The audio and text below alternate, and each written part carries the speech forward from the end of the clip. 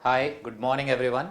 Last class में हमने wave motion start किया था और वेव इक्वेशन किस तरह से डेवलप हुई वो सारे पॉइंट्स हमने डिस्कस करे थे। अब हम बात करते हैं कि अगर स्ट्रिंग में साइन वेव प्रोपगेट कर रही है तो हर एक सेकेंड में एनर्जी कितनी प्रोपगेट हो रही होगी। ये हमारे पास स्ट्रिंग है, सपोज इस स्ट्रिंग का टेंशन T है और इसमें मास पर यूनिट लेंथ है इसका म्यू।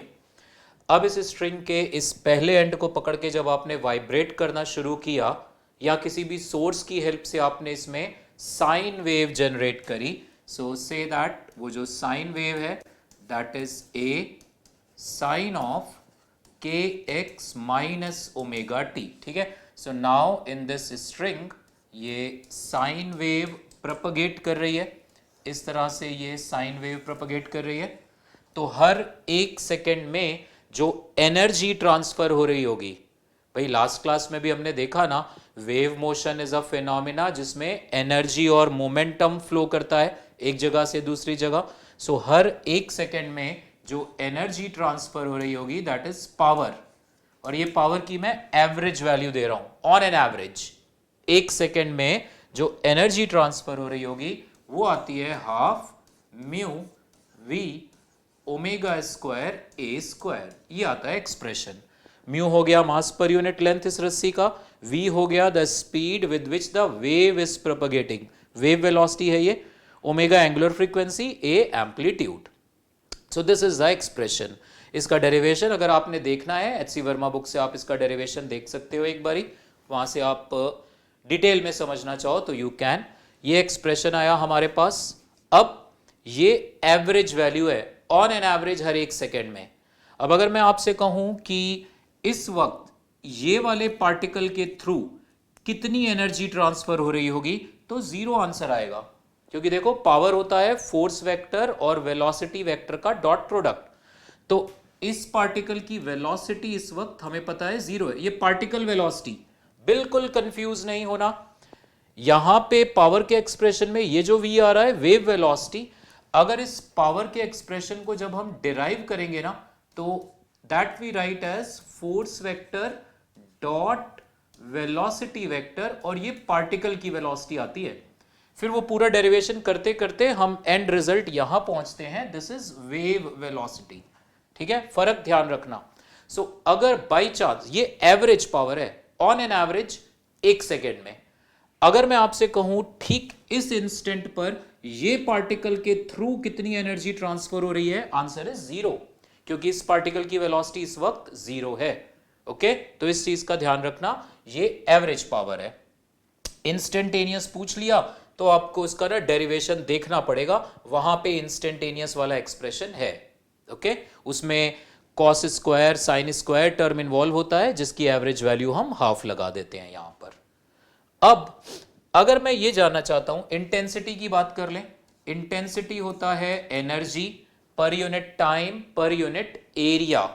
तो इस पावर के एक्सप्रेशन को अगर आप एरिया से डिवाइड करोगे, किसका एरिया, इस रस्सी का क्रॉस सेक्शनल एरिया। मान लो ये रस्सी की थोड़ी सी हम ऐसे थिकनेस दिखा दें, ऐसे ये स्ट्रिंग है लाइक दिस, ऐसे ये स्ट्रिंग है, तो ये जो रस्सी का क्रॉस सेक्शनल एरिया है दैट, सो इंटेंसिटी आएगी पावर अपॉन रस्सी का क्रॉस सेक्शनल एरिया। मैं एस मान ले रहा हूं इस रस्सी के एरिया को। सो यहां से हमारे पास जब ये आएगा ना हाफ म्यू अपॉन एस, वो म्यू अपॉन एस इस रस्सी की डेंसिटी बन जाएगी, मास पर यूनिट वॉल्यूम। सो ये एक्सप्रेशन आ जाएगा हमारे पास half into rho v omega square a square. ठीक है, सो ये आ गया expression for average power and average intensity. On an average हर एक सेकेंड में इस रस्सी के थ्रू जिसमें साइन वेव प्रोपगेट कर रही है इतनी एनर्जी ट्रांसफर हो रही होगी। अब अगर मैं बात करूं एक टर्म की, that is called linear energy density, मतलब average energy possessed by unit length of this string, average energy. ठीक है, इंस्टेंटेनियस की बात मैं करता हूं, एवरेज। तो देखो इधर, लेट्स से इस जगह पे ये मैंने एरिया कंसीडर किया रस्सी का स्मॉल एस, इस एरिया के थ्रू हर 1 सेकेंड में कितनी एनर्जी फ्लो कर रही होगी, इतनी ऑन एन एवरेज। ये एनर्जी जब फ्लो करेगी ऐसे, तो छोटे से टाइम dt में कितनी एनर्जी फ्लो कर जाएगी इस एरिया से, that is dE is equal to P dt। इतनी एनर्जी फ्लो कर जाएगी इस छोटे से एरिया से। ठीक है, एक सेकेंड।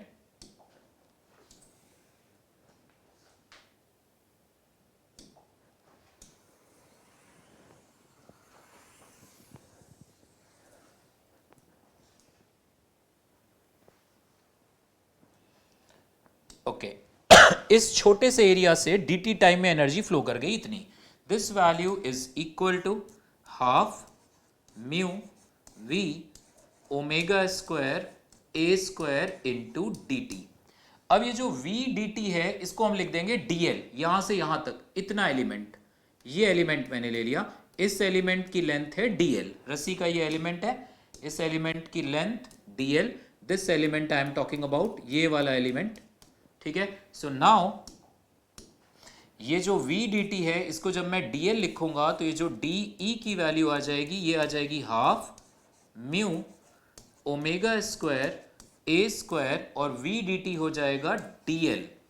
ये एक्सप्रेशन हमें क्या बता रहा है, ये एक्सप्रेशन हमें बता रहा है कि इस रस्सी के इस छोटे से टुकड़े dl के पास ऑन एन एवरेज कितनी एनर्जी है, average energy possessed by this small element dl।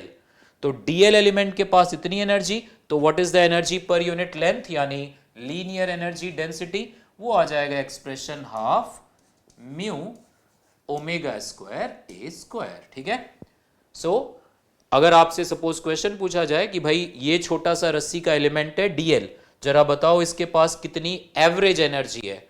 Average word मैं बार बार यूज कर रहा हूं, आप समझना इस चीज को। ठीक है, सो एवरेज एनर्जी इतनी है इस एलिमेंट के पास इनटू dl। और अगर आ गया एनर्जी पर यूनिट वॉल्यूम यानी एनर्जी डेंसिटी, तो फिर इसको जैसे पावर को आपने एरिया से डिवाइड किया था फॉर इंटेंसिटी, ऐसे ही लीनियर एनर्जी डेंसिटी को एरिया से डिवाइड करो, रस्सी का एरिया, तो आपको एनर्जी डेंसिटी मिल जाएगी, यानी energy possessed by unit volume. So this energy density, ये वैल्यू हमारे पास आ जाएगी half rho omega square a square. तो ये चारों टर्म आपने power, intensity, linear energy density and energy density ध्यान रखना। अब देखो ये एवरेज है, this is the average energy possessed। अब अगर मैं आपसे बात करूं कि ये हमारे पास स्ट्रिंग में ट्रांसवर्स प्रोग्रेसिव वेव जा रही है, ये रस्सी है, ऐसे रस्सी में प्रोग्रेसिव वेव आगे जा रही है इस तरीके से, जस्ट 1 सेकेंड,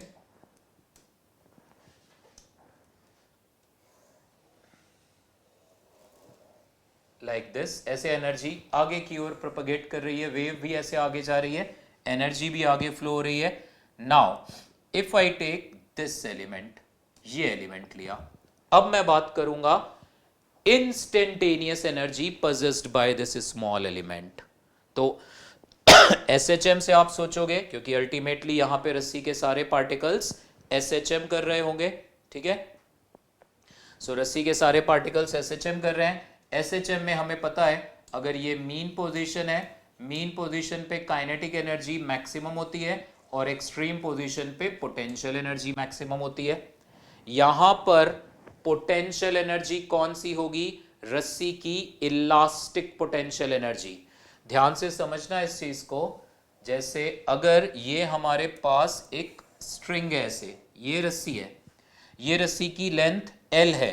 अब इसी रस्सी में जब वेव प्रोपगेट करेगी ऐसे इस तरीके से लाइक दिस, तो रस्सी की लेंथ बढ़ जाएगी। आप खुद ही सोचो ना बेटे, रस्सी का एक सिरा आपके हाथ में है, दूसरा सिरा दीवार पे फिक्स है, तो रस्सी की लेंथ तो आपके यहां से हाथ से लेके दीवार तक है। अब आपने वेव जनरेट कर दी, अब आपके हाथ की डिस्टेंस तो दीवार से बदली नहीं, बट रस्सी जो स्ट्रेट थी अब कर्व हो गई, यानी रस्सी स्ट्रेच हो गई है ना।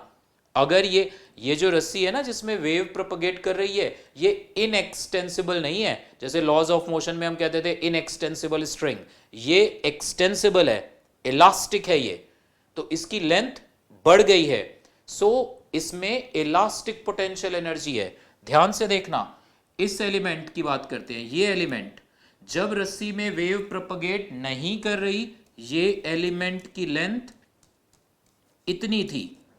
यानी अगर मैं इस एलिमेंट की बात करूं, ट्रांसवर्स वेव में जो एलिमेंट अपनी एक्सट्रीम पोजीशन पर है, एक्सट्रीम लिख लेना इस पॉइंट को, एक्सट्रीम पोजीशन पर काइनेटिक एनर्जी भी इसकी जीरो आएगी क्योंकि रेस्ट पे है, और एक्सट्रीम पोजीशन वाले इस पार्टिकल की लेंथ अपनी नॉर्मल लेंथ के बराबर ही है जब देयर वाज नो वेव, कोई वेव नहीं थी, रस्सी की लेंथ ये थी। सो ये वाले पार्टिकल की लेंथ इतनी ही है, तो इस वक्त इसकी पोटेंशियल एनर्जी भी जीरो होगी। सो इन ट्रांसवर्स, लिख लो इस बात को, in transverse wave when particle is at its extreme position, at that instant उस एलिमेंट की काइनेटिक एनर्जी भी zero and potential energy also zero. और जब ये एलिमेंट आएगा अपनी मीन पोजीशन पर, ऐसे ये एलिमेंट था, एलिमेंट की जब स्ट्रिंग में वेव नहीं है, एलिमेंट की लेंथ ये थी, अब वेव प्रोपगेट कर रही है, अब एलिमेंट की लेंथ ये हो गई है, बढ़ गई है। सो अब इस एलिमेंट के पास काइनेटिक एनर्जी भी मैक्सिमम है क्योंकि ये मीन पोजीशन से क्रॉस कर रहा है। काइनेटिक एनर्जी के लिए आप एसएचएम वाला कंसेप्ट सोच सकते हो, पोटेंशियल के लिए नहीं। एसएचएम में एक ही पार्टिकल की आप बात करते हो, उस पार्टिकल की टोटल एनर्जी कंजर्व होती है। यहां पे एक पर्टिकुलर पार्टिकल की एनर्जी कंजर्व नहीं है, एनर्जी फ्लो हो रही है। इस पार्टिकल के पास अभी एनर्जी जीरो है। T/4 टाइम के बाद जब ये पार्टिकल अपनी मीन पोजीशन पे आएगा, ठीक है, ये पार्टिकल मीन पोजीशन पे वापस आएगा। इस तरह से अगर ये वेव राइट साइड प्रोपगेट कर रही है, सो आफ्टर T/4 सेकेंड, यही बना देते हैं डायग्राम, ये वेव हमें ऐसी दिखाई देगी, ठीक है, इस तरह से दिखाई देगी, लाइक दिस। तो ये वाला पार्टिकल T/4 सेकेंड के बाद मीन पोजीशन पे जब पहुंचेगा तो इसकी potential energy maximum, kinetic energy भी मैक्सिमम होगी। सो प्लीज ध्यान रखना, पोटेंशियल एनर्जी के लिए जितना स्लोप ज्यादा होगा इस वेव में, जितना स्लोप ज्यादा, पोटेंशियल एनर्जी उतनी ज्यादा, और काइनेटिक एनर्जी तो एसएचएम जैसी ही, मीन पोजीशन पे मैक्सिमम, एक्सट्रीम पे जीरो।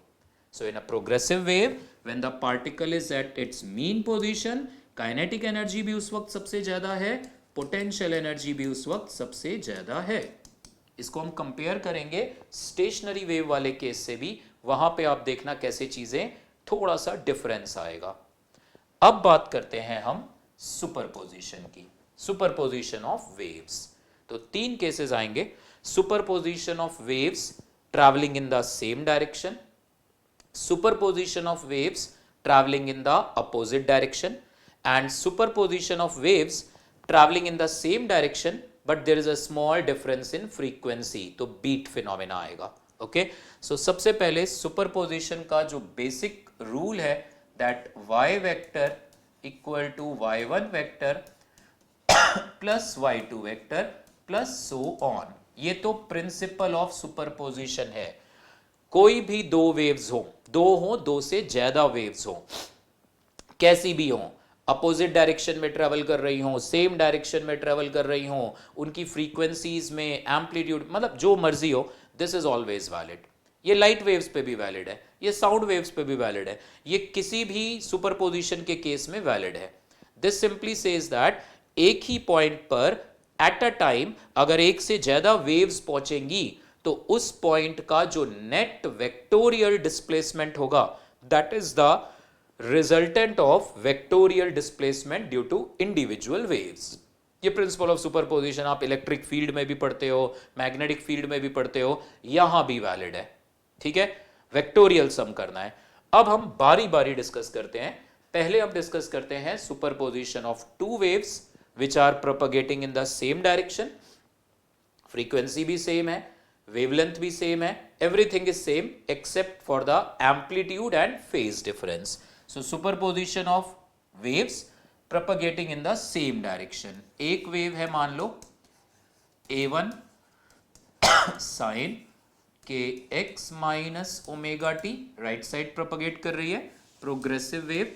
दूसरी है a2 साइन के x minus omega t plus five, इनके बीच में ये फेज डिफरेंस है। मतलब suppose what you have done, आपने एक ऐसे सिचुएशन आप सोचो लाइक दिस, आपने एक रस्सी ली, ठीक है, रस्सी को आपने ब्लेड की हेल्प से थोड़ा यहां से पार्ट कर दिया ऐसे दो हिस्सों में, and now you hold these 2 points. आगे अब इन दोनों में वेव जनरेट करो, एक अपने हाथ को ऐसे A1 एम्पलीट्यूड से वाइब्रेट कराओ, दूसरे को A2 से, and there is some phase difference between them. ये दोनों वेव्स आगे प्रोपगेट करती करती करती करती यहां से जाके एक दूसरे के साथ सुपर इंपोज करेंगी, और आगे वाली रस्सी में इन दोनों से बनने वाली रिजल्टेंट वेव जाएगी। And when two waves of same wavelength, के मैंने सेम लिया है, सेम फ्रीक्वेंसी, सेम डायरेक्शन में प्रोपगेट होने वाली जब सुपर इंपोज करती हैं, तो उनके सुपरपोजिशन से जो रिजल्टेंट वेव बनती है वो भी इन्हीं के जैसी प्रोग्रेसिव वेव ही होती है। ट्रांसवर्स है तो ट्रांसवर्स ही होगी, और उसका एम्पलीट्यूड और उसका फेज बस डिफर करता है। ओके, वो भी इन्हीं के जैसी प्रोग्रेसिव वेव ही होगी, आगे चलती हुई दिखाई देगी। और इस केस में रिजल्टेंट वेव का एम्पलीट्यूड और फेज चाहिए, फेजर मेथड यूज कर लो। आप A1 को ऐसे दिखा दो, ये फेजर मेथड हम ऑल्टरनेटिंग करंट में भी यूज कर चुके हैं। ये A2 को आप ऐसे दिखा दो पैरेललोग्राम रूल से, इस तरह से,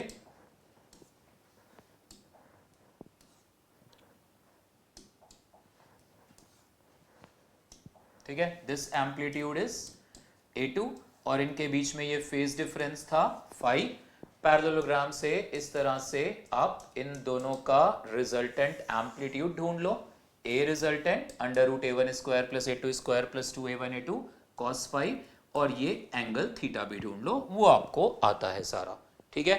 सो जब भी दो या दो से ज्यादा, अगर दो से ज्यादा वेव्स भी हुई ना तीसरी, तो A1 A2 A3 तीनों दिखाओ, और फिर उनका वो वेक्टर मेथड से रिजल्टेंट ढूंढ लो आप। सो नाउ इन दोनों के सुपरपोजिशन से जो रिजल्टेंट वेव मिलेगी that is y1 plus y2। देखो y1 और y2 इंस्टेंटेनियस डिस्प्लेसमेंट है, उन्हें मैं डायरेक्ट ऐड कर रहा हूं।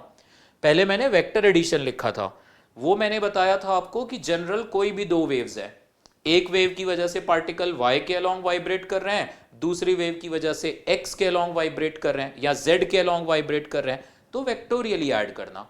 ये जो दो वेव्स हैं, इन दो वेव्स की वजह से जो मीडियम के पार्टिकल्स हैं वो सेम डायरेक्शन में वाइब्रेट कर रहे थे, बस उनके फेज में थोड़ा फर्क था, इसलिए मैंने सिंपल अलजेब्रिक एडिशन किया। सो ये आ जाएगा हमारे पास, यहां से रिजल्टेंट आप ढूंढ लोगे amplitude sine of k x minus omega t plus theta. So when two और more waves of same frequency, same wavelength are propagating in the same direction, if such type of waves are superimposing, तो उनके superposition से जो resultant wave बनती है वो भी transverse उन्हीं के जैसी प्रोग्रेसिव होती है। उसका एम्पलीट्यूड और उसका phase you can find it by phasor method, ठीक है, इस चीज को आप ध्यान रखना।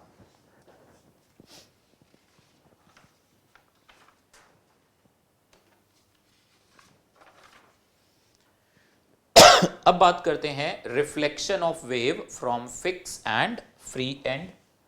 सो ये हमारे पास एक स्ट्रिंग है, ये एंड फिक्स है, ठीक है, इसमें हमने मैंने एक पल्स जनरेट करी, जस्ट ये एंड मेरे हाथ में था, ऐसे मैंने मूव कर दिया, तो इस रस्सी में मैंने एक पल्स जनरेट करी लाइक दिस। ये पल्स ऐसे आगे बढ़ रही है विद स्पीड v। होता क्या है, जब वेव आगे प्रोपगेट करती है, यहां पे जैसे इस वक्त ये वेव यहां पहुंची है, तो इस पार्टिकल की अब बारी है मोशन अपना स्टार्ट करने की। इस पार्टिकल को इसके पीछे वाला पार्टिकल, ये पार्टिकल ऊपर खींचेगा। सो ये ऊपर मूव करेगा पार्टिकल, क्योंकि जब ये ऊपर मूव करेगा इससे आगे वाला पार्टिकल इसको थोड़ा सा अपोज करेगा, बट स्टिल ये ऊपर मूव करेगा।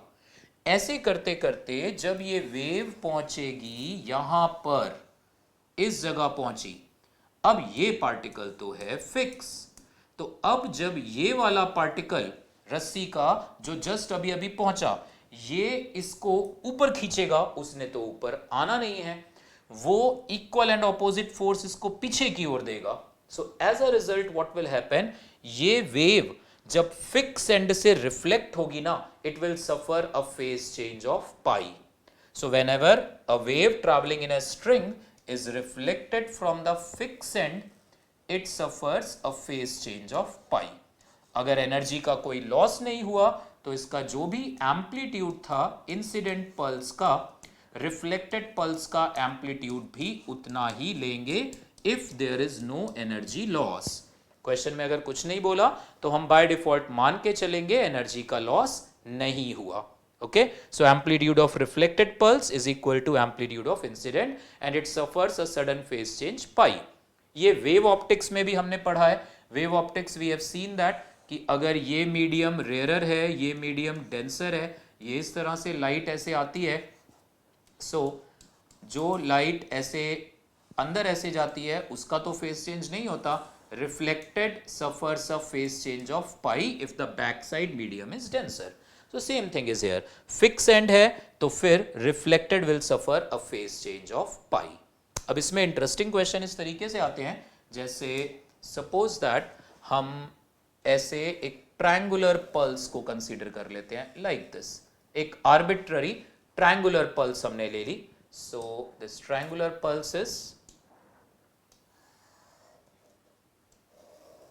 इस तरह से, ये ट्रायंगुलर पल्स है, ये आगे बढ़ रही है और लेट्स से ये फिक्स एंड है, ठीक है।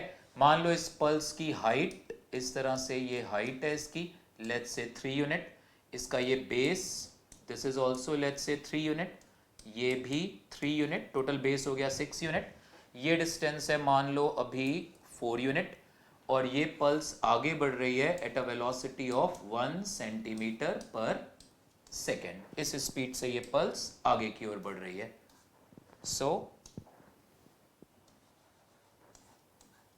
ठीक है, ये 4 सब सेंटीमीटर्स में है, सेंटीमीटर सेंटीमीटर। तो ये पल्स आगे बढ़ रही है। हमसे इस तरह के क्वेश्चंस पूछे जा सकते हैं कि इस स्ट्रिंग की शेप कैसी होगी ड्यूरिंग दैट इंटरवल जब ये वेव फिक्स एंड से रिफ्लेक्ट बैक हो रही है। देखो, जब ये वेव फिक्स एंड से पूरी तरह रिफ्लेक्ट हो गई फिर तो हमें पता ही है इन्वर्टेड होके वापस आ जाएगी, एनर्जी का कोई लॉस नहीं, तो उसका एम्पलीट्यूड भी नीचे की ओर ए होगा।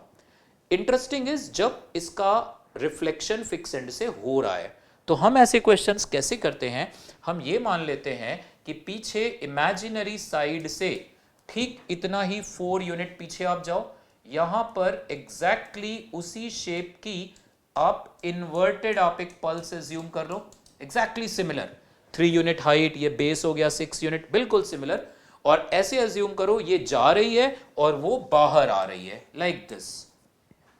पूरी तरह से जब रिफ्लेक्शन हो जाएगा ये वेव पूरी तरह से चली जाएगी अंदर, वो वेव बाहर आ जाएगी। ओके, सो वो तो फिर क्वेश्चन कोई मतलब सेंस नहीं बनी, वो तो बड़ा इजी हो गया। ड्यूरिंग रिफ्लेक्शन फिलहाल मैं एक इजी सा ही केस डिस्कस करता हूं। मान लो मैं आपसे बात करूं at t equal to 7 seconds, बहुत सिंपल केस लिया है मैंने। t इक्वल टू 7 सेकेंड्स पे क्या होगा, t इक्वल टू 7 सेकेंड्स पर ये पल्स आगे 7 यूनिट आगे बढ़ जाएगी, तो 7 सेकेंड्स पर ये पल्स ऐसे, ये डिस्टेंस रह जाएगी 3, 7 यूनिट्स आगे आ जाएगा ना, इसका पीक फिक्स एंड पे आ चुका होगा, ये पल्स ऐसे दिखाई देगी, और जो पीछे वाली साइड है क्योंकि वो तो इमेजिनरी साइड है, सचमुच वहां थोड़ी ना कुछ है, तो उसको आप डॉटेड दिखाओ। सेम 7 सेकेंड्स में ये वाली पल्स ठीक इतना ही बाहर आ गई होगी, तो ये पल्स ऐसे, और इसका भी पीछे वाला साइड ऐसे, इमेजिनरी दिखाओ आप। एंड नाउ इंसिडेंट और रिफ्लेक्टेड इन दोनों का सुपरपोजिशन कर दो। यहां पर सुपरपोजिशन से मतलब है जैसे फिक्स एंड, फिक्स एंड ने तो देखो बेटा यही रहना है, ये एंड इंसिडेंट पल्स के लिए होना चाहिए था 3 यूनिट ऊपर, रिफ्लेक्टेड के हिसाब से 3 यूनिट नीचे, तो ये यही रहेगा। इसकी बात करो, इंसिडेंट के हिसाब से ये यहां होना चाहिए था, रिफ्लेक्टेड के हिसाब से ये उतना ही नीचे होना चाहिए था, तो ये भी यही रहेगा। तो इनफैक्ट इस पर्टिकुलर मूवमेंट पे ये स्ट्रिंग आपको स्ट्रेट दिखाई देगी, ऐसे स्ट्रेट। आप अगर इस ठीक t इक्वल टू 7 सेकेंड्स पे इसकी फोटो खींचोगे आप, आपको रस्सी में ऐसा लगेगा जैसे कोई वेव है ही नहीं, बट हैं, इंसिडेंट और रिफ्लेक्टेड दो हैं, और उनका सुपरपोजिशन ऐसा हो रहा है कि रिजल्टेंट हमको कुछ दिख नहीं रहा। ओके, सेम वे, ये तो मैंने इजी कर दिया। अब t इक्वल टू 5 सेकेंड्स पर इस वेव की शेप जरा चेक करना। लाइव क्लास में हम डिस्कस करेंगे आपस में कि ये 5 सेकेंड पर ये शेप कैसी आती है। ओके, सो नाउ इसके बाद फ्री एंड से अगर रिफ्लेक्शन हो रहा है तो फ्री एंड से रिफ्लेक्शन में क्या होगा? फ्री एंड मतलब मान लो इस तरह से कोई मासलेस सी रिंग है जो इस रॉड के अंदर फ्रीली मूव कर सकती है। आपने रस्सी का एक एंड अपने हाथ में पकड़ा, फ्री एंड पे एक मासलेस सी छोटी सी रिंग है जो कि एक रॉड पे freely up and down move कर सकती है, फ्रीली। ओके, मासलेस सी रिंग है ये। तो अब जब ये वेव ऐसे जाएगी, it will reflect back from the free end as it is. As it it इज ही रिफ्लेक्ट होकर वापस आ जाएगी। There is no phase change. इसके लिए भी अगर क्वेश्चंस आते हैं कि वो ड्यूरिंग द टाइम जब ये वेव फ्री एंड से रिफ्लेक्ट हो रही है स्ट्रिंग की शेप, तो इसके लिए आप पीछे इमेजिनरी साइड से सिमिलर टाइप की पल्स लेके आओगे। जैसे इस केस में भी अगर मैं एग्जैक्टली वो हाफ इंस्टेंट वाली बात करूं तो लेट्स से इस तरह से ये पल्स थी, this is the free and, ठीक है। तो जो रिफ्लेक्ट होके वापस आनी है वो वेव इस तरह से होगी, ठीक है, इस तरह से ये वेव जा रही है, वो वेव आ रही है। एग्जैक्टली वो इंस्टेंट जब ये पल्स आधी अंदर चली गई होगी, सो उस इंस्टेंट की अगर हम बात करें, ये पल्स ऐसे, तो एग्जैक्टली उसी टाइम पे वो जो पल्स आ रही है उसको डिफरेंट दिखा देते हैं कलर से। वो जो पल्स आ रही है वो भी ठीक इस वक्त ऐसी होगी, लाइक दिस। ये कंटिन्यूस ऐसे दिखाओ, लाइक दिस। पीछे वाली साइड से हमें मतलब नहीं है, तो ठीक इस वक्त जब ये इंसिडेंट पल्स आधी अंदर, रिफ्लेक्टेड पल्स आधी बाहर, ठीक इस वक्त रस्सी की जो शेप आपको दिखाई देगी ना, वो रस्सी की शेप आपको इस तरीके से ऐसे दिखाई देगी। ये डबल लेंथ, ये रस्सी की लेंथ, इन दोनों का सुपरपोजिशन, मतलब हर एलिमेंट इंसिडेंट की वजह से एक यूनिट, रिफ्लेक्टेड की वजह से भी एक यूनिट, टोटल 2। ये इंसिडेंट की वजह से 2 यूनिट, रिफ्लेक्टेड की वजह से भी 2, टोटल 4। तो ठीक इस मूवमेंट पे पल्स ऐसी दिखाई देगी आपको। और कोई मूवमेंट पूछ लिया तो आप दिखाना उस वक्त इंसिडेंट कहां है, रिफ्लेक्टेड कहां है, और फिर उन दोनों का सुपरपोजिशन चेक करना आप, ठीक है। सो this is the wave is getting reflected from fix and, it suffers a face change of pi, and from free and it does not suffer any face change.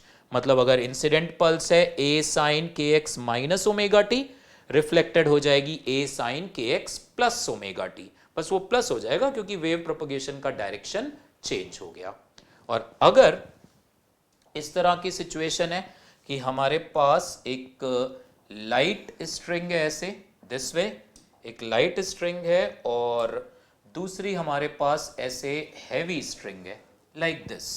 ये दो स्ट्रिंग्स हैं हमारे पास, और suppose that light string में wave, दोनों में देखो tension same होगा। कुछ चीजें ध्यान रखना, दोनों स्ट्रिंग्स, एक हल्की और एक हैवी स्ट्रिंग को जोड़ा है, दोनों में टेंशन सेम, क्योंकि आपने ऐसे खींचा, एक्शन रिएक्शन फोर्सेस, यहां पे जॉइंट पे इधर से फोर्स सेम आएगा, तो दोनों में टेंशन सेम होगा। मास पर यूनिट लेंथ अगर इसका है μ1, इसका mass per unit length μ2, heavy string में वेव की वेलोसिटी कम होगी, v is under root T by mu. ये जो v2 है ये v1 से कम होगा। तो अब अगर हमने इस लाइट स्ट्रिंग में एक पल्स ऐसे भेजी टूवर्ड्स दिस जंक्शन, ये हैवी स्ट्रिंग है पीछे, ठीक है, इस तरह से हमने अगर पल्स भेजी, इस पल्स का लेट्स से एम्पलीट्यूड है a suffix i, amplitude of incident wave. अब ये वेव ऐसे जा रही है विद वेलोसिटी v1। इस केस में जब ये वेव यहां पहुंचेगी तो बिल्कुल लाइट वेव की तरह, पीछे वाला मीडियम डेंसर है ना, तो रिफ्लेक्टेड पल्स इन्वर्ट हो जाएगी। So when this wave reaches at the junction, reflected pulse invert हो जाएगी, और जो ट्रांसमिटेड पल्स है वो इन्वर्ट नहीं होती, वो ऐसे आगे प्रोपगेट करेगी इस तरह से, ठीक है। इस रिफ्लेक्टेड पल्स का एम्पलीट्यूड है लेट्स से ए आर, और इस ट्रांसमिटेड पल्स का एम्पलीट्यूड है लेट्स से ए टी। तो ये जो ए आर, ये मैं आपको डायरेक्ट रिजल्ट दे रहा हूं, एम्पलीट्यूड ऑफ रिफ्लेक्टेड पल्स आता है v1 minus v two upon v1 प्लस v2 times amplitude of incident pulse. Okay, इस तरह से आएगा। ये v2 माइनस v1 आएगा क्योंकि v2 छोटा है, so this expression is actually this is v2 minus v1। तो v2 माइनस v1, क्योंकि v2 v1 से छोटा है तो v2 माइनस v1 निगेटिव आ जाएगा। दैट मीन्स कि एम्पली वो जो रिफ्लेक्टेड पल्स है वो इन्वर्टेड है, और जो ट्रांसमिटेड वेव का एम्पलीट्यूड आएगा that is equal to 2v2 upon v1 प्लस v2 times amplitude of incident wave. So this is what happens. अगर ये रस्सी हैवी होती, वो लाइट होती, फॉर्मूले तो यही लगते, ये हैवी वो लाइट होती, तो फिर क्या होता, v2 बड़ा होता, पीछे वाली रस्सी हल्की होती, तो v2 बड़ा होता, तो रिफ्लेक्टेड पल्स का फिर जो है फेस चेंज नहीं होता, रिफ्लेक्टेड पल्स भी ऊपर की हो रही होती। ये आगे आ रही थी v1 से, अब ये पीछे जाएगी with the same speed v1, ये आगे प्रोपगेट करेगी विद स्पीड v2। ठीक है, नोट कर लो इसको एक बारी।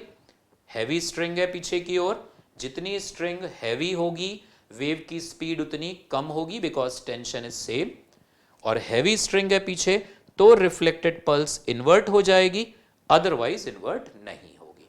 सो this is about reflection and transmission from a junction. अब बात करते हैं स्टेशनरी वेव्स के बारे में।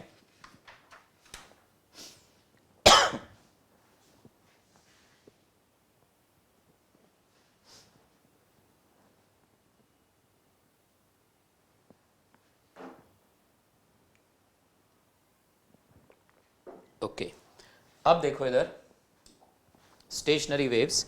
स्टेशनरी वेव्स हमें कब मिलेंगी, जब एक स्ट्रिंग में इंसिडेंट वेव है, suppose y1 equal to a sine of kx minus omega t. ये वेव आगे की ओर जा रही थी, एंड रिफ्लेक्ट होके जो वेव आ रही है y2 is a sine of kx plus omega t. ये दो वेव्स है, दोनों का एम्पलीट्यूड भी मैंने सेम लिया है, दोनों की वेवलेंथ भी सेम है, दोनों की frequency, everything is same except that they are propagating in opposite direction. So principle of superposition तो लगाएंगे, और इस बारी भी हम इनका अलजेब्रिक एडिशन ही करेंगे, क्योंकि ये जो y1 और y2 हैं ये सेम डायरेक्शन में ही है। वेव्स ऐसे चल रही हैं, एक पॉजिटिव एक्स की ओर चल रही है, एक नेगेटिव एक्स की ओर। ये दो प्रोग्रेसिव वेव्स है, ये पॉजिटिव एक्स और नेगेटिव एक्स की ओर ट्रेवल कर रही है, बट इनकी वजह से जो पार्टिकल्स हैं उनका वाइब्रेशन सेम वाई एक्सिस के अलॉन्ग ही हो रहा है, इसलिए मैंने सिंपल अलजेब्रिक एडिशन किया। फेजर मेथड यहां नहीं लगा सकते, तो ये आ जाएगा इसको सॉल्व करके 2a sine kx cos omega t, ये आएगा। अब ये टर्म यहां पे kx minus omega t minus kx, या जैसे लास्ट लेक्चर में मैंने बताया था वो हम t की जगह लिख देते थे t minus x by v या t plus x by v, या x की जगह x माइनस वी टी। वो सारे केसेस रिप्रेजेंट करते हैं प्रोग्रेसिव वेव को, जिसमें ax प्लस माइनस pt वाले टर्म आते हैं, kx plus minus omega T वाले टर्म। यहां वो टर्म नहीं आ रहा, वो टर्म मिसिंग है, इसलिए ये अब प्रोग्रेसिव वेव नहीं है। ठीक है, और इसमें क्या होगा, वो सारे x की वैल्यूज जहां पे ये टर्म जीरो आ जाएगा। एक्चुअली ये जो टर्म है ये टर्म रिप्रेजेंट करता है amplitude of any general point x। Progressive wave में हर पॉइंट का एम्पलीट्यूड a होता है।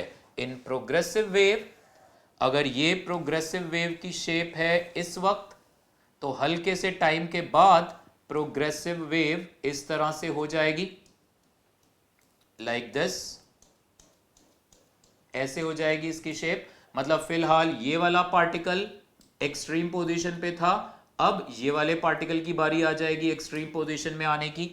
इन प्रोग्रेसिव वेव सारे पार्टिकल्स का, ये छोटे छोटे पॉइंट्स लिख लेना, सारे पार्टिकल्स का एम्पलीट्यूड सेम होता है, बट पार्टिकल्स अपनी अपनी एक्सट्रीम पोजीशन पर अलग अलग टाइम पर आते हैं। ठीक है, लैम्डा बाय 2 डिस्टेंस वाले पार्टिकल्स अपनी अपनी एक्सट्रीम पोजीशन पर होंगे, जैसे ये, और लैम्डा बाय 2 दूर ये, और लैम्डा दूर वाला तो खैर इसी के साथ सेम फेज में वाइब्रेट करता है। स्टेशनरी वेव्स में अलग अलग पार्टिकल्स का एम्पलीट्यूड अलग अलग है, बट सारे पार्टिकल्स अपनी अपनी एक्सट्रीम पोजीशन पे एक साथ आएंगे। वो सारे पॉइंट्स, ये प्लीज ध्यान रखना, this is the amplitude of any general particle x. कभी इतना सही। अब इनसे क्वेश्चंस आते हैं, stationery waves, Doppler's effect, mainly जो मैंने बताया। मैंने आपसे कहा x इक्वल टू 1 मीटर वाले का एम्पलीट्यूड बताओ, 2a sin kx में x को 1 रखो, सॉल्व कर लो। So this is the amplitude of any general particle x। Okay, वो पार्टिकल इतने एम्पलीट्यूड के साथ वाइब्रेट करेगा। cos ओमेगा टी की वैल्यू जब +1 या -1, तो वो पार्टिकल अपनी एक्सट्रीम पोजीशन पर होगा। फाइन। और वो सारे पॉइंट्स जिनके लिए साइन के एक्स आएगा 0, अब टाइम की वैल्यू आप कुछ भी रखते रहो, यही 0 हो गया, तो फिर उनके लिए तो y की वैल्यू हमेशा 0 आ जाएगी। सो वो सारे पॉइंट्स जिनके लिए साइन के एक्स अगर 0 आ गया, अगर यहां इक्वेशन बन रही होती ना 2a cos के एक्स cos ओमेगा टी, तो मैं cos के एक्स को 0 करता। सो वो जो x वाला टर्म है, चाहे वो साइन के एक्स हो, चाहे वो cos के एक्स हो, चाहे वो साइन के एक्स प्लस π/3 कुछ भी हो, वो टर्म जिस जिस x के लिए 0 होगा, वो सारे पॉइंट्स को हम कहेंगे nodes. These points are permanently at rest. ये पॉइंट्स मूव नहीं करेंगे। तो यहां से आपको नोड्स की पोजीशंस मिल जाएंगी कि x is equal to 0, pi, 2π and so on. तो x की वैल्यू आ जाएगी आपके पास 0, π/k, 2π/k and so on. यहां पे k की वैल्यू 2π/λ रख दोगे तो 0, λ/2 आएगा, ये 2π/λ करोगे तो, और ये आ जाएगा लैम्डा एंड सो ऑन। इसका मतलब हर λ/2 डिस्टेंस पे नोड्स बनेंगे। x इक्वल टू 0 वाला पॉइंट नोड सिर्फ तभी बनेगा जब उसमें साइन के एक्स टर्म है। cos के एक्स होता तो x इक्वल टू 0 नोड नहीं बनता। ओके, साइन के एक्स प्लस कुछ एंगल है फाई, तो भी x इक्वल टू 0 नोड नहीं बनेगा। बट ये क्लियर है कि कंसेक्यूटिव नोड्स के बीच का गैप λ/2 जरूर होगा। सेम वे वो सारे पॉइंट्स जिनके लिए साइन के एक्स की वैल्यू आएगी +1 या -1, ये सारे पॉइंट्स का एम्पलीट्यूड मैक्सिमम आएगा 2a। देखो किसी भी x डिस्टेंस वाले पार्टिकल का एम्पलीट्यूड ये रहा। मैंने आपसे कहा ढूंढो वो सारे पॉइंट्स जिनका एम्पलीट्यूड है √3a, 2a sin के x को √3a के बराबर कर दो। ठीक है, जिनका एम्पलीट्यूड a है 2a sin के x को a के बराबर कर दो। सो स्टेशनरी वेव्स में अलग अलग पार्टिकल्स के एम्पलीट्यूड अलग अलग। मिनिमम एम्पलीट्यूड किनका, नोड्स का 0, ये तो मूव ही नहीं करेंगे। मैक्सिमम एम्पलीट्यूड किनका, एंटी नोड, वो कितने एम्पलीट्यूड से मूव करेंगे, 2a। और एम्पलीट्यूड्स उनकी भी पोजीशन आप ढूंढ लोगे, साइन के एक्स +-1 है, के एक्स को लिखो π/2, 3π/2 सो ऑन, इनके ठीक बीच में आएंगे λ/4, 3λ/4 एंड सो ऑन। दो कंसेक्यूटिव नोड्स के बीच में, ठीक बीच में एंटी नोड आपको मिलेगा। ओके, अब देखना काफी सारे पॉइंट्स हैं जहां पे स्टेशनरी वेव्स और ट्रांसवर्स वेव में डिफरेंस आता है। मैं इक्वेशन फिलहाल वही लेके चल रहा हूं, 2a sin kx cos omega t। सो ये स्ट्रिंग थी हमारे पास इस तरह से। Let's say t equal to 0 ले लिया हमने, t इक्वल टू 0 ले लिया हमने, तो cos 0 हो गया 1। तो उस वक्त y इक्वल टू आएगा 2a sin kx, यानी रस्सी की शेप हमें ऐसे दिखाई देगी। मतलब एक्चुअली इस t इक्वल टू 0 इंस्टेंट पर रस्सी के सारे पार्टिकल्स, जब जब वो टाइम वाला टर्म +1 या -1 होगा, रस्सी के सारे पार्टिकल्स अपनी अपनी एक्सट्रीम पोजीशन पर होंगे। सो इन स्टेशनरी वेव्स अलग अलग पार्टिकल्स का एम्पलीट्यूड अलग अलग है, बट सारे पार्टिकल्स अपने अपने रिस्पेक्टिव एक्सट्रीम पोजीशन पर सेम टाइम पर पहुंचते हैं। ठीक है, जैसे इस वक्त। अब अगर टाइम हल्का सा आगे चलेगा, व्हाट विल हैपन, ये फिक्स रहेगा, इसने नहीं मूव करना, इसने नहीं मूव करना। यही अगर मैं आपसे कहता कि ये प्रोग्रेसिव वेव है ऐसे, तो हल्के से टाइम के बाद आप इस प्रोग्रेसिव वेव की शेप ऐसे दिखाते। अगर ये प्रोग्रेसिव वेव है, इसकी शेप ये हो गई होती, बट ये स्टेशनरी वेव है, इसकी शेप ऐसी हो जाएगी, ऐसी। मतलब अब सारे पार्टिकल्स अपनी अपनी एक्सट्रीम पोजीशन से वापस आ रहे हैं। और जब cos ओमेगा टी की वैल्यू हो जाएगी 0, अब x कुछ भी होता रहे, जब cos ओमेगा टी ही 0 हो गया, उस वक्त सारे पार्टिकल्स ऐसे, मतलब आपको रस्सी उस वक्त स्ट्रेट दिखाई देगी। उसके थोड़ी देर के बाद रस्सी की शेप आपको ऐसी दिखाई देगी, लाइक दिस, ऐसे। जैसे जैसे टाइम बीतता जाएगा, पार्टिकल्स ऐसे ऐसे वाइब्रेट करेंगे, आपको कोई पैटर्न आगे चलता हुआ उसकी तरह नहीं दिखेगा। That's why the name is stationary, because now the energy and disturbance is confined with in the two nodes. इस जगह पे जो डिस्टर्बेंस है वो यहीं कन्फाइन होके रह गया, आपको कोई पैटर्न आगे चलता नहीं दिखाई देगा। एनर्जी इस नोड से इस नोड तक, इस सेगमेंट की, रस्सी के इस सेगमेंट की जो एनर्जी है वो हमेशा इसी के पास रहेगी, काइनेटिक और पोटेंशियल के बीच वाइब्रेट करती रहेगी, बट आगे नहीं जाएगी। वहां पे एनर्जी आगे प्रोपगेट हो रही थी, यहां नहीं होगी। और थोड़ी देर के बाद रस्सी की शेप आपको ऐसे। और यही प्रोसेस जब जल्दी जल्दी होगा ये प्रोसेस फास्ट, आपको लूप्स दिखाई देंगे। जैसे कपड़े टांगते हैं, वो जो तार होती है, अगर स्ट्रेच्ड आप उस तार को ऐसे हिट करो, गिटार की वायर को हिट करो, आपको लूप्स दिखाई देते हैं। Those are stationary waves. Okay, और पॉइंट्स देखना, क्या क्या फर्क है प्रोग्रेसिव और स्टेशनरी में। एक तो यही आ गया, सबका एम्पलीट्यूड सेम है, बट पार्टिकल्स अपने अपने एम्पलीट्यूड पे अलग अलग टाइम पे आते हैं। एम्पलीट्यूड अलग अलग पॉइंट्स का अलग अलग है। किसी भी जनरल पॉइंट x का एम्पलीट्यूड है 2a sin kx, बट सारे पॉइंट्स अपने अपने एक्सट्रीम पोजीशन पे सेम टाइम पे आते हैं। और फेज डिफरेंस की बात करें तो जैसे ये थी equation a sine of k x minus omega t. ठीक है, तो यहां पे जो फेज था वो ये टर्म था, द फेज वॉज के एक्स माइनस ओमेगा टी। अब कई तरीके से आप बोल सकते हो। मैं आपसे कहूंगा पार्टिकल x1 का और पार्टिकल x2, x1 और x2 दो पार्टिकल ले लिए मैंने।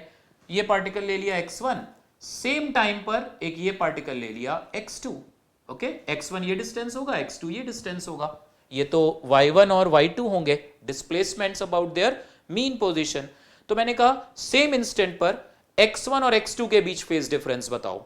तो x1 का आएगा kx1 minus omega T, x2 का आएगा kx2 minus omega T. Time same था तो वो गया, तो उनके बीच फेज डिफरेंस आएगा k delta x, which you can write 2 pi by lambda times delta x। जाना पहचाना टर्म है हमारा, वेव ऑप्टिक्स में खूब यूज किया। Phase difference is equal to 2 pi by lambda times path difference. तो यहां पर याद रखना, ये फेज डिफरेंस है दो पार्टिकल्स के बीच एट द सेम इंस्टेंट।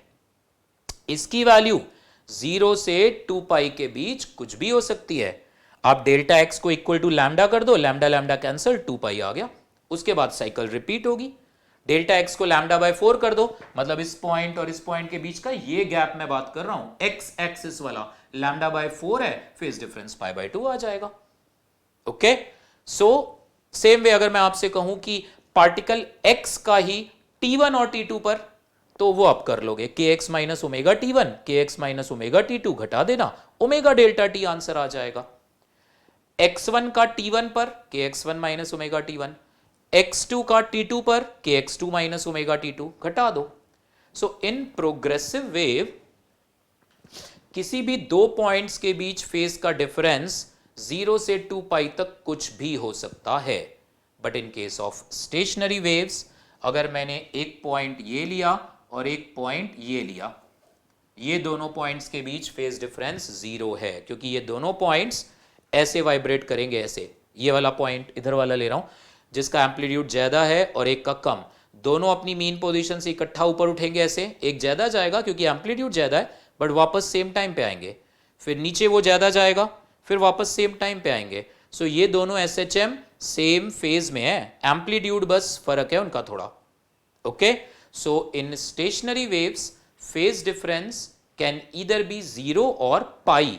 अगर मैं ये पॉइंट ले लूं 1 और ये एक पॉइंट ले लूं 3, इनके बीच में फेज डिफरेंस पाई, क्योंकि ये उल्टा वाइब्रेट कर रहे होंगे।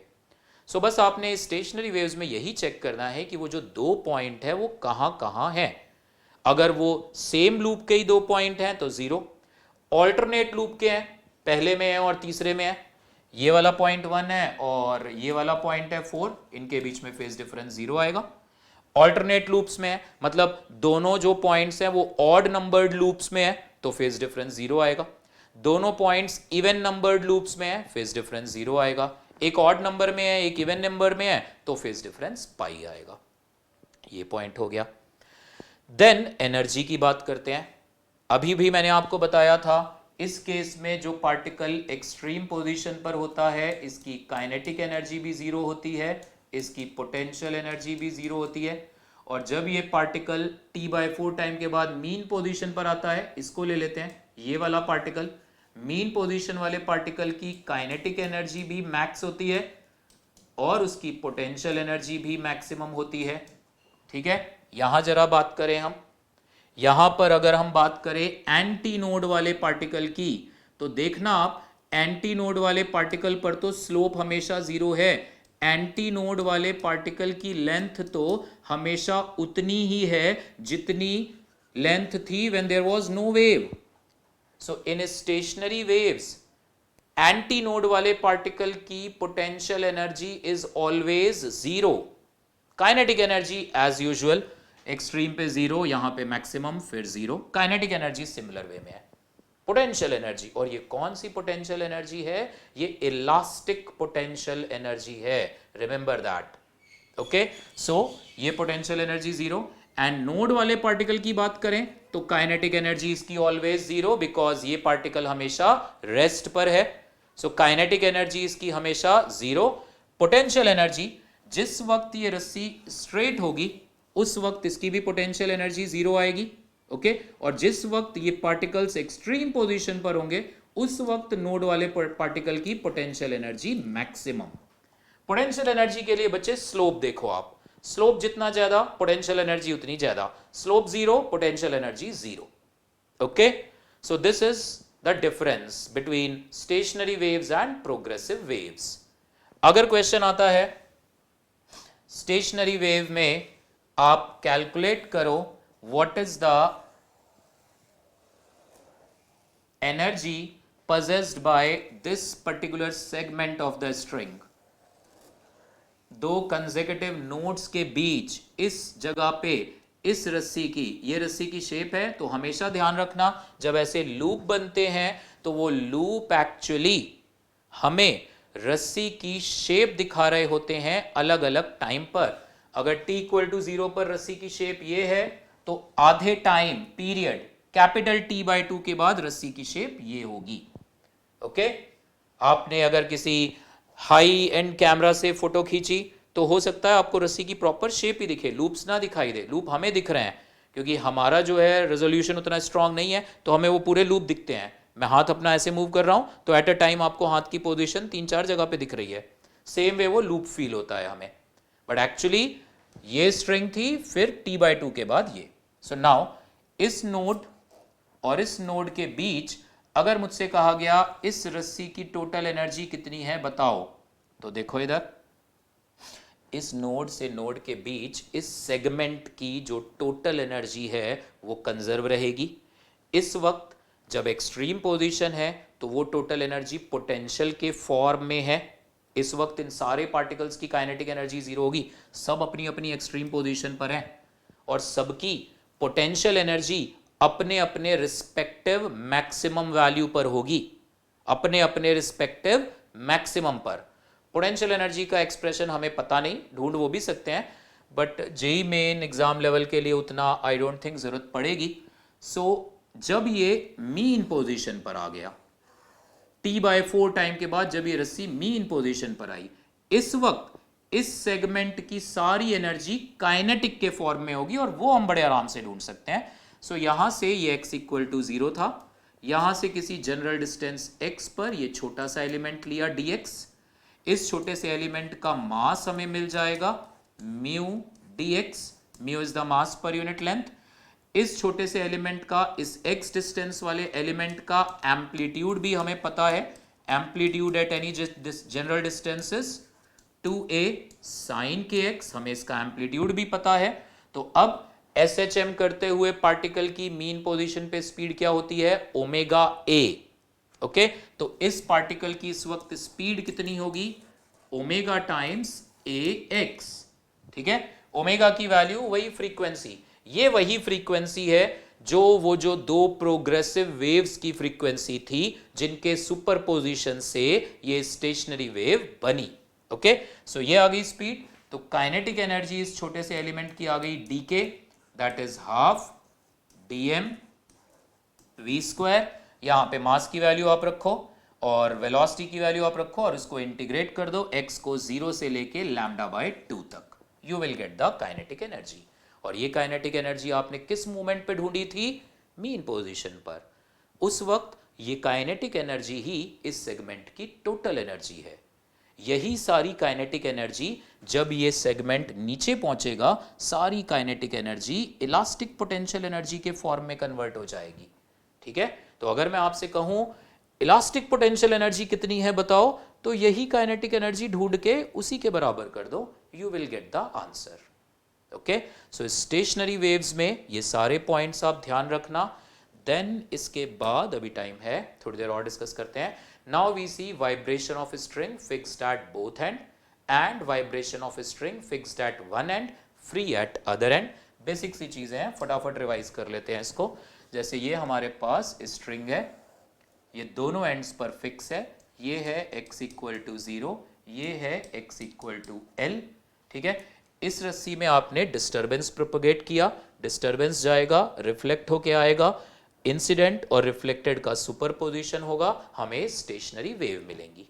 ओके, हमारे पास ट्यूनिंग फॉर्क्स हैं बड़े सारे, बहुत सारे ट्यूनिंग फॉर्क्स हैं अलग अलग फ्रीक्वेंसीज के, 10 हर्ट्ज का, 20 हर्ट्ज का। ये जो ट्यूनिंग फॉर्क्स होते हैं इनकी फ्रीक्वेंसीज मेंशन्ड होती है। ठीक है, सो आपने अलग अलग ट्यूनिंग फॉर्क की हेल्प से इसको वाइब्रेट कराया। एक पर्टिकुलर ट्यूनिंग फॉर्क की हेल्प से जब आपने इसको वाइब्रेट कराया एक पर्टिकुलर, तो ये रस्सी आपको ऐसे सिंगल लूप में वाइब्रेट होती हुई दिख रही है, सिंगल लूप में। यानी इस वक्त इस रस्सी की लेंथ जो है वो λ/2 के बराबर है। दो नोड हैं और एक हमारे पास एंटी नोड है। रस्सी की लेंथ यहां से यहां तक λ/2 equal to l। v is equal to n lambda हम यूज करेंगे। v is the speed of wave. आप कहोगे सर ये तो स्टेशनरी है, बिल्कुल, ये v उस प्रोग्रेसिव वेव की स्पीड थी जिनके सुपरपोजिशन से ये स्टेशनरी वेव बनी है। ओके, सो यहां से v equal to n lambda use किया, हमारे पास ये आ जाएगा v equal to n times lambda की वैल्यू आ रही है 2l, तो ये फ्रीक्वेंसी हमें मिल गई v/2l। देखो, आप इस रस्सी को किसी भी ट्यूनिंग फॉर्क से वाइब्रेट कराओ, v नहीं बदलेगा, v की वैल्यू फिक्स है, that is equal to √T/μ, वो नहीं चेंज हो रहा। मैंने इस रस्सी की टेंशन फिक्स रखी हुई है और मास पर यूनिट लेंथ तो फिक्स है ही है।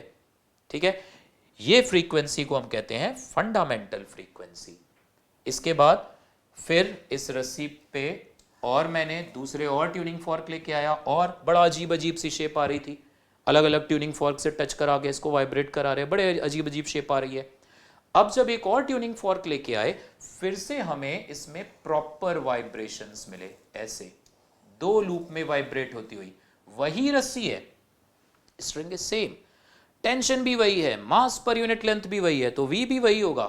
क्या चीज फर्क है, फ्रीक्वेंसी, क्योंकि ट्यूनिंग फॉर्क आपने बदला। हमेशा याद रखना, ये रस्सी मैंने आपको पिछले लेक्चर में भी बताया था, फ्रीक्वेंसी को डिसाइड करता है सोर्स, सोर्स डिसाइड करेगा और वो सोर्स यहां है ट्यूनिंग फॉर्क। सो आप दूसरा कोई और ट्यूनिंग फॉर्क लाए, ऐसे वाइब्रेशंस दिखे। अब इस रस्सी की लेंथ हमें मिलेगी λ/2 + λ/2 लैम्डा। इस वाले केस का लैम्डा और इस वाले केस का लैम्डा अलग है, फ्रीक्वेंसी अलग है, v सेम है, v नहीं बदला। ओके, सो अब जब मैंने लिखा v is equal to n lambda, तो अब फ्रीक्वेंसी की वैल्यू आ गई v बाय एल, जिसको मैं लिख सकता हूं 2 टाइम्स v बाय 2l, यानी इस वक्त वाली फ्रीक्वेंसी इस फ्रीक्वेंसी की दुगनी है। सेम वे जब ये 3 लूप में वाइब्रेट होता हुआ दिखाई देगा 3 टाइम्स, तो इसका मतलब ये जो रस्सी है which is fixed at both ends, इसकी ये सारी फ्रीक्वेंसीज को हम कहते हैं set of natural frequencies, v upon 2l, 2 times v upon 2l, 3 times v upon 2l and so on. अगर इस रस्सी में n लूप्स बनते दिख रहे हैं n times v upon 2l, कुछ भी p नंबर ऑफ लूप्स है p times v upon 2l, इनको हम कहते हैं इस स्ट्रिंग की सेट ऑफ नेचुरल फ्रीक्वेंसीज।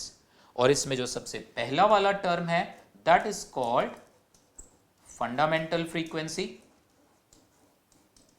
ठीक है, ये फंडामेंटल फ्रीक्वेंसी है, इसको कहते हैं हम first overtone, this is first overtone and then second overtone and so on. So overtone का मतलब, मैं आपने कहा 7वां ओवरटोन, तो मतलब सेट ऑफ नेचुरल फ्रीक्वेंसीज का 8वां टर्म, क्योंकि पहला फंडामेंटल होगा, दूसरे वाले को हम फर्स्ट ओवरटोन नाम दे रहे हैं, और मुझे कोई मतलब नहीं है कि दूसरी वाली वैल्यू पहली वाली वैल्यू का डबल है, ट्रिपल है, मुझे उससे कोई मतलब नहीं है। मैंने आपसे कहा एक कोई ऑब्जेक्ट है, उसकी सेट ऑफ नेचुरल फ्रीक्वेंसीज है 50 हर्ट्ज, 80 हर्ट्ज, 120 हर्ट्ज, 150 हर्ट्ज, तो पहली वाली को मैं नाम दूंगा फंडामेंटल, दूसरे को मैं कहूंगा फर्स्ट ओवरटोन, तीसरे को सेकेंड ओवरटोन। ये सिस्टम ऐसे ही है, प्लीज ध्यान रखना। तो अगर मैंने आपसे कहा nth ओवरटोन, तो nth ओवरटोन मतलब उस सीरीज का n+1th टर्म, रिमेंबर दैट। और एक टर्म आता है हार्मोनिक्स। हार्मोनिक्स का मतलब है फंडामेंटल का कितने टाइम। जैसे मैंने आपसे कहा फोर्थ हार्मोनिक, ओके जी, फंडामेंटल थी v/2l 4 times, 4v/2l is fourth harmonic. So harmonics means fundamental का मल्टीपल, और ओवरटोन आपको सीरीज का टर्म, 7वां ओवरटोन सीरीज का 8वां term. Okay, so remember that. मान लो किसी रस्सी के लिए v/2l की वैल्यू आ गई 50 हर्ट्ज, सपोज 50 हर्ट्ज, तो 50, 100, 150, 200 इस रस्सी की सेट ऑफ नेचुरल फ्रीक्वेंसीज हैं। आप एक ट्यूनिंग फॉर्क लाओगे 150 हर्ट्ज का, रस्सी को टच कराओगे, 150 हर्ट्ज इसका थर्ड हार्मोनिक है, सेकेंड ओवरटोन है, तो रस्सी 3 लूप में प्रॉपर वाइब्रेट करेगी, दैट इज कॉल्ड रेजोनेंस। मतलब आप इस रस्सी को उतनी ही फ्रीक्वेंसी से फोर्स कर रहे हो वाइब्रेट करने के लिए जो इसकी one of the natural frequency थी। 50, 100, 150 इसकी नेचुरल है, इन फ्रीक्वेंसीज पे इसको बड़ा मजा आ रहा है वाइब्रेट करने में, तो इन्हीं फ्रीक्वेंसी पे आप ट्यूनिंग फॉर्क को लाके वाइब्रेट कराओगे, इट विल एंजॉय, रेजोनेंस हम कहेंगे उसको। अगर मैं ट्यूनिंग फॉर्क लेके आया 60 हर्ट्ज का, तो ठीक है, किस फ्रीक्वेंसी पे ये रस्सी वाइब्रेट करेगी? 60 हर्ट्ज। रस्सी ने उसी फ्रीक्वेंसी पे वाइब्रेट करना है जिस फ्रीक्वेंसी का ट्यूनिंग फॉर्क है। अगर वो ट्यूनिंग फॉर्क की फ्रीक्वेंसी रस्सी की नेचुरल फ्रीक्वेंसी से मीट कर गई, then this string will be in resonance, आपको प्रॉपर लूप्स मिलेंगे। सो ये प्लीज ध्यान रखना, फंडामेंटल और ओवरटोन्स और हार्मोनिक्स। अब अगर स्ट्रिंग एक एंड पे फिक्स है और एक एंड पे फ्री है, देन इन दैट केस ये एंड इसका फिक्स है और ये एंड इसका फ्री है ऐसे। अब इस केस में वही काम फिर कर रहे हैं, अलग अलग ट्यूनिंग फॉर्क लेके आ रहे हैं, एक पर्टिकुलर ट्यूनिंग फॉर्क के करस्पॉन्डिंग वाइब्रेशंस हमें ऐसे दिख रहे हैं। मतलब ये पूरी रस्सी ऐसे ऊपर गई, फिर ऐसे नीचे आई, फिर ऐसे नीचे, ऐसे ऐसे वाइब्रेशंस हो रहे हैं रस्सी के। ये होगा नोड, ये होगा एंटी नोड, ठीक है। सो रस्सी की लेंथ इस बारी L बनेगी λ/4, V is equal to n lambda use करोगे तो ये फ्रीक्वेंसी आ जाएगी हमारे पास n इक्वल टू V/4L।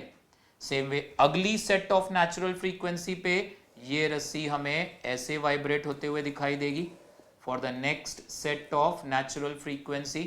इस तरह से हमें रस्सी के वाइब्रेशन दिखाई देंगे, node, node, anti node, free and हमेशा एंटी नोड बनेगा, और ये एक और एंटी नोड।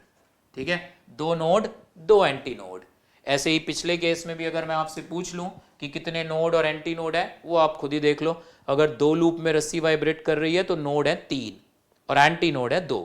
तो अगर रस्सी में n नंबर ऑफ लूप्स हैं तो एंटी नोड n होंगे, नोड होंगे n+1। ये छोटी छोटी चीजें आप उसी वक्त, ये कोई रटने वाली चीजें नहीं होती हैं, उसी वक्त डायग्राम बना के आप देख सकते हो। ठीक है, so now in this case ये हमारे पास सिचुएशन आई। अब इस केस में ये रस्सी की लेंथ आ जाएगी λ/2 प्लस λ/4 यानी 3 λ/4। v को आप लिखोगे इक्वल टू n लैम्डा, तो n की वैल्यू आ जाएगी 3 टाइम्स v/4l। तो अगर रस्सी एक एंड पे फिक्स, एक एंड पे फ्री है, इसकी जो सेट ऑफ नेचुरल फ्रीक्वेंसीज बनेंगी v/4l, 3v/4l, 5v/4l and so on. General term भी आप लिख सकते हो, दैट इज 2n+1। ठीक है, सो इस तरह से नाउ इसको बोलूंगा मैं फंडामेंटल, इसको बोलूंगा फर्स्ट ओवरटोन, सेकेंड ओवरटोन। वही कंसेप्ट, ओवरटोन्स को कोई फर्क नहीं पड़ता कि वो 3 टाइम्स है, 4 टाइम्स है, 5 टाइम्स है। पहली वाली फ्रीक्वेंसी फंडामेंटल है, अगली वाली नेचुरल, फर्स्ट ओवरटोन है, देन सेकेंड ओवरटोन है and so on. Harmonics fundamental का 3 गुना है, थर्ड हार्मोनिक। सेकेंड हार्मोनिक कहां गया? मिसिंग। इस केस में इवन हार्मोनिक्स आर मिसिंग, खाली ऑड हार्मोनिक्स होंगे, थर्ड, फिफ्थ, सेवेंथ। सो हार्मोनिक्स है तो आसान है। मैंने आपसे कहा 9th हार्मोनिक, 9 टाइम्स v/4l कर दो, खत्म। मैंने आपसे कहा 9th ओवरटोन, अब आपको ना वो सीरीज का 10वां टर्म चेक करना पड़ेगा कि ये 1 है, 3 है, 5 है, 10th टर्म की वैल्यू क्या होगी। ध्यान रखना इस चीज का। ओके, अब एक लास्ट पॉइंट बस बता दूं, फिर इसके कुछ न्यूमेरिकल्स भी हम डिस्कस करेंगे स्टेशनरी वेव्स के प्रीवियस ईयर के अगले लेक्चर में। अगर इस तरह से सिचुएशन आती है, ये एक रस्सी है हमारे पास एंड ये एक दूसरी स्ट्रिंग है, इसे ज्वाइन कर रखा है हमने। ये अभी भी एक केस आया था, तो हमेशा ध्यान रखना इस तरह से ये ज्वाइन कर रखा है हमने। लेट अस से ये भी फिक्स एंड है, ठीक है, एंड इनमें स्टेशनरी वेव्स हैं। स्टेशनरी वेव्स, ये फिक्स है तो यहां तो नोड बनेगा, उसको फ्री बोल दिया तो एंटी नोड बनाना, फिक्स बोल दिया तो नोड बनाना। जंक्शन के लिए भी वो बताएगा। सपोज मैंने आपसे कहा जंक्शन भी नोड है, ठीक है जी, तो 3 नोड तो आ गए हमारे पास। अब ये रस्सी भी क्या क्या फर्क होगा, इसमें वेव स्पीड v1 अलग, इसमें वेव स्पीड v2 अलग, इसमें टेंशन और इसमें टेंशन सेम आएगा, मास पर यूनिट लेंथ इसका अलग, इसका अलग, ठीक है। फ्रीक्वेंसी, इस रस्सी में वेव की फ्रीक्वेंसी और इस रस्सी में वेव की फ्रीक्वेंसीज इक्वल होंगी, इक्वल फ्रीक्वेंसीज होंगी। अब मैंने आपसे कहा नॉर्मली अगर एक रस्सी दोनों एंड पे फिक्स है, फंडामेंटल फ्रीक्वेंसी होती है v/2l। अब मैंने आपसे कहा इस कंपोजिट वायर की फंडामेंटल फ्रीक्वेंसी क्या है, तो कैसे सॉल्व करना है आपने। अब ये नहीं हो सकता कि इसमें भी एक लूप बने तो उसमें भी एक लूप बने, ऐसा जरूरी नहीं है। सो अगर मान लो कि इसमें there are some p number of loops बन रहे हैं इसमें,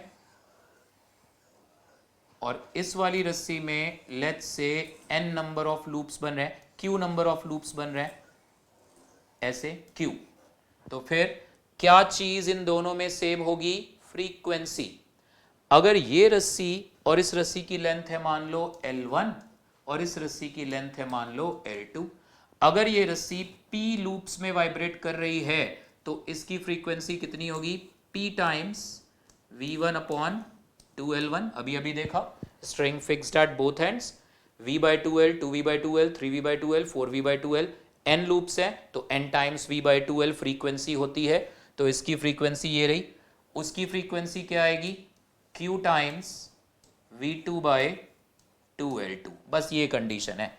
आपने इस रस्सी की फ्रीक्वेंसी और उस रस्सी की फ्रीक्वेंसी को अगर रस्सी दोनों एंड पे फिक्स है और 7 लूप्स दिख रहे हैं तो फ्रीक्वेंसी हुई 7 टाइम्स v/2l। सो आपने इन दोनों फ्रीक्वेंसीज को इक्वेट करके P और Q इंटीग्रल वैल्यूज हैं, आपने P अपॉन Q की इंटीग्रल वैल्यूज ढूंढ लेनी है। वो डेटा ऐसे ही सेट करके दिया जाएगा। मान लो सपोज आपने सॉल्व किया, P अपॉन Q की वैल्यू आ गई 4/3, तो इसका मतलब इस कंपोजिट वायर में फंडामेंटल फ्रीक्वेंसी तब होगी जब ये 4 लूप्स में वाइब्रेट कर रही होगी, ये 3। अगला ओवरटोन जब आएगा तो रेशियो मेंटेन रहना चाहिए, इसमें 8 लूप बना देना, इसमें 6। ऐसे सॉल्व करते हैं। P की वैल्यू 4 उठा के यहां रख दो, फ्रीक्वेंसी मिल जाएगी। ये भी फ्रीक्वेंसी है, ये भी फ्रीक्वेंसी है। तो इस तरह से इन क्वेश्चंस को सॉल्व करते हैं। प्रीवियस ईयर में हैं ऐसे क्वेश्चंस। अगले लेक्चर में हम स्टेशनरी वेव्स के ही कुछ क्वेश्चंस डिस्कस करेंगे, लाइव क्लास में आपके डाउट्स डिस्कस करने के बाद। And then we move on to sound wave, longitudinal wave वगैरह, उसकी properties, then beats and Doppler's effect. ठीक है, थैंक यू।